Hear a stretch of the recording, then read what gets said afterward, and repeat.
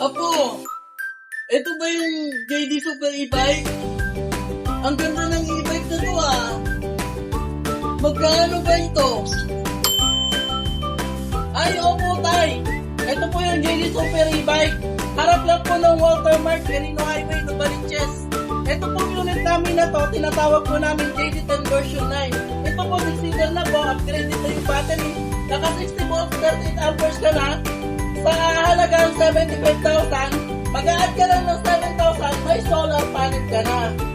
Teka po, ang mahal naman ng e-bike mo. Wala bang discount dyan? Kahit 500 lang? Anong 1,000? Ang laki naman ng 2,000. Anong gagawin mo sa 3,000? Ang hirap kaya kitain ng 4,000. 5,000 pa kaya? Mabuti na lang po, meron po ako 6,000 dito. O ito, 7,000. Discount ko po sa inyo yan. Oh siya, akin na yan na po. Bibili ko na. Kasi taga Batangas ako. Baka maging free delivery pa. Batangas po kayo, tay? Opo, free delivery pa po namin yan. Dito lang yan sa JD Super e-bike.